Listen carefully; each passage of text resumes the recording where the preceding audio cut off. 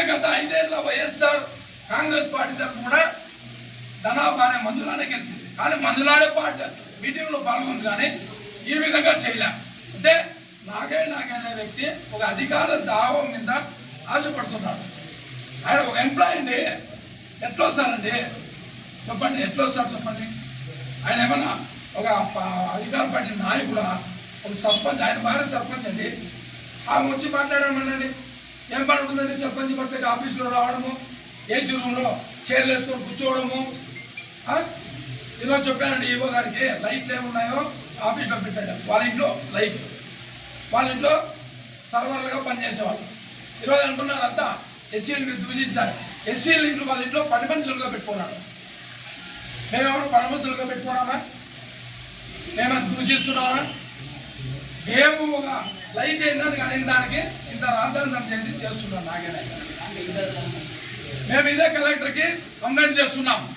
సర్పంచ్ ఇక్కడ సరోజన లేదా నాగేనాయక ఆఫీసుల్లో ఆయన నియంత్రణ పాలన చేస్తున్నా లేదా ఆయన భార్య చేస్తుందా? మేము కలెక్టర్ గారిని ప్రశ్నిస్తున్నాం. పత్రికా సరోజ సర్పంచ్ సరోజ నాగేనాయకని చలామణి చేసి ఒక సర్పంచ్ సరోజ అయితే ఆమె భర్త చలామణి చేసి ఈ గోరెళ్ళ గ్రామ పంచాయతీలో దాదాపు అంటే ఒక 4 కోట్ల ఫ్రాడ్. ఫస్ట్ ఫ్రాడ్ వచ్చి పంచాయతీ సముదాయ భవనం కట్టాము. ఆ భవనంలోనే ఒక భవనానికి 2,50,000 రూపాయలు వసూలు చేసినాము. టోటల్గా ఇన్ని రూములు ఉన్నాయి. 2,50,000తో ఆ రూములకి ఎంత అవుతుంది? దాంట్లో జనరల్ ఫండ్స్ ఎంత పన్నారు? అలా గవర్నమెంట్లో డ్రైనేజీలు, సీసీ రోడ్లు, మోటార్లు చెడిపోయినాయని, స్టార్టర్లు చెడిపోయినాయని, వాటర్ రాలేదని బోర్లు వేయడం అనేది పెద్ద ఫ్రాడ్ జరిగింది.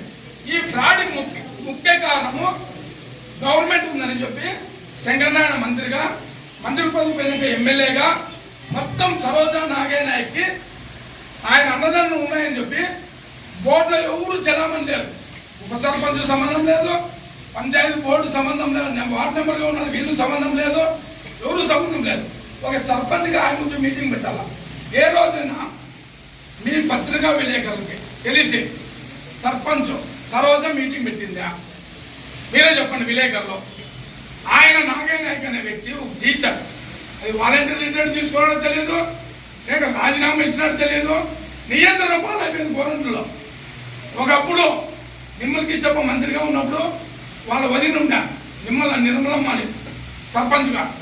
ఆ రోజు ఏ విధంగా నియంత్రణ పాలన జరిగిందో అదే విధంగా ఈరోజు ఏమి లైట్లు వచ్చినాయి. ఎవరింట్లో ఉండాలి లైట్లు? పంచాయతీ ఆఫీస్లో ఒక రూమ్లో ఉండాలి లైట్. సర్పంచ్ వాళ్ళ ఇంట్లో ఉండాలి లైట్. ఒక బోర్ చెడిపోతే ఎక్కడున్న బోర్ రిపేర్ అయితే పైపులు ఎక్కడున్న తీస్తే పంచాయతీ ఆఫీస్లోనే ఉండాలా, లేదంటే మోటార్ మెకానిక్ సెట్లోనే ఉండాలి. సర్పంచ్ సరోజ వాళ్ళ ఇంట్లో ఉంటాయి పైపులు, మోటార్. ఎవరండి ఇవన్నీ మాట్లాడుతున్నారు? ప్రజలకి తెలియదు, పరిపాలన చేసే ఉప సర్పంచ్గా నాకు తెలియదు, వార్డు నెంబర్గా వీళ్ళకి తెలియదు. నియంత్రణ పాలన చేస్తాను. ఈ నియంత్రణ పాలన పోవాలని చెప్పి మేము నిమ్మలకి ఇష్టపడి కొట్లాడతాను. మళ్ళీ అదే విధంగా మా గవర్నమెంట్ వచ్చినప్పుడు కూడా ఇదే విధంగా జరిగితే మేమేం చేద్దాం? ఈరోజు ఒక లైట్ పోయిందండి. ఇక్కడ తడుబాటులో చింతమని నర్సరీ దగ్గర ఒక లైట్ పోయింది.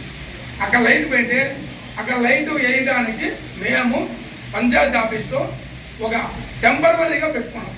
టెంపరవరీ ఉద్యోగం, ఎవరు వినోద్ అనే వ్యక్తి, పర్మనెంట్ ఉద్యోగం కాదు, టెంపరవరీ కింద పెట్టుకున్నాం. ఆ టెంపరవరీ ఉండే వ్యక్తికి ఈ అబ్బాయి ఎవరున్నారు రవి, ఈ అబ్బాయి ఏం మాట్లాడారు అడగండి, మీరేనండి చెప్పు. నేను లైట్ ఏమని చెప్పి అడిగినా రాజాకి ఫోన్ చేసినాను. ఫోన్ చేసి అడిగితే చేస్తా అని చెప్పాను ఫస్ట్. మళ్ళీ ఫోన్ పెట్టి నుంచి నాకు సర్పంచ్ నాగేనాయక్ చెప్తే వేస్తాను, లేకుంటే లేదని చెప్పాను. ఎవరండి నాగేనాయక్ చెప్తే ఎవరండి? ఒక ఉప సర్పంచ్గా నేను చెప్తే అది నా వార్డులో వ్యక్తి నన్ను అడిగితే అతను క్యాండల్ ఆ మాట నాకు కోపం వస్తుందని ఆ మాట నేను చూసేస్తాం. ఎవరైనా సీము రక్తం మానవత్వం ఎవరైనా చెప్తాను. నేను తిట్టా కాండి సర్పంచ్ గారు హీరోలు అంచర్చాలు గ్రూపులో పెట్టించి ఏమవుతుందండి? ఒక కాంట్రాక్ట్ చేసుకుంటాను. నువ్వు ఎంత ప్లాట్ చేసావు చేయండి. ఈరోజు మేము ఆడే కడుతున్నాం. కలెక్టర్ గారికి ఇప్పుడు కంప్లైంట్ ఇచ్చేసి పుట్టబడుతుంది. ఒక సర్పంచ్ సరోజ గారు మాత్రమే ఆఫీసర్కి రాలా, నాగే నాయకుడికి ఆఫీసర్కి రాకూడదు. మేము ఇప్పుడు కలెక్టర్ నేను పోయి అర్జీ తెచ్చినాను. నేను ఆడిట్ కట్టా. కోరంట గ్రామ పంచాయతీలో 15th ఫైనాన్స్ కింద మనకి ఎంత వచ్చింది 2023. మళ్ళీ అదే 2024లో 15th ఫైనాన్స్ ఎంత వచ్చింది, టోటల్గా మన జనరల్ ఫండ్స్ ఎంత వచ్చింది, టోటల్ లెక్కాచారం నాకు చెప్పాలి. ఇష్టాన్ని అడిగేవాళ్ళు లేరని కోర్టు తనుకుంటా పోతే ప్రజాధనం అండి ఇది.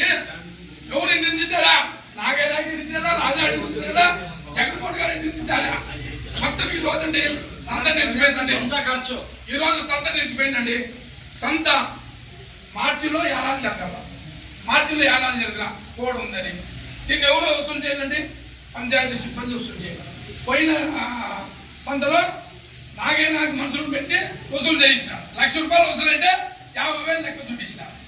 అదే మళ్ళీ నిన్న సంతలో 1,00,000 వసూలు అంటే మళ్ళా 50,000 లెక్క చూపిస్తున్నానండి. రాండి నేను చూపిస్తా.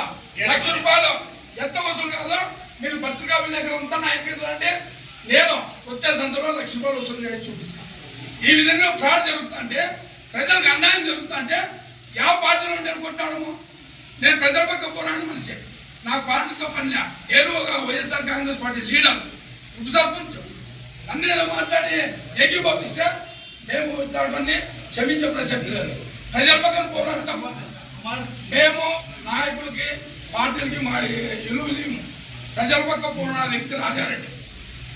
2017 నుంచి 2019 వరకు బోరంలో నీళ్ళు లేకపోతే ఉచితంగా 5 ట్యాంకులు పెట్టి నీళ్ళు ఆ రోజు ఎమ్మెల్యే ఆర్సాదీలే, ఆ రోజు ఎంపీ నిమ్మలకి ఇష్టపీలే, ఆ రోజు ఏదో పార్టీకి సంబంధించిన నాయకులేలా, ఏ పార్టీకి సంబంధం లేకుండా ఒక సామాన్య వ్యక్తిగా 5 ట్యాంకులు పెట్టి నేను ఉచితంగా నీళ్ళు ఇచ్చిన వ్యక్తి.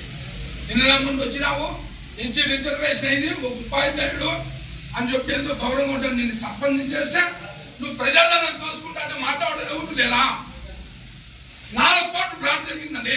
కోరంట్ల గ్రామ పంచాయతీలో 4 కోట్లు ఫ్రాడ్ జరిగింది. నేను చూపిస్తా, రమ్మనండి. చాలా పబ్లిక్ లో ఆర్టీ యాక్ట్ కడదాం, ఆర్టీ యాక్ట్ కడదాం. మాట్లాడుతూ వద్దు, ఆయన కావచ్చు నేను కావచ్చు, ఆర్టీ యాక్ట్ కడదాం. కలెక్టర్ని పిలిపిద్దాం, ఏం జరిగిందో చూపించండి. ఇది నేను పక్కన వెళ్ళి తెలియజేస్తున్నాను.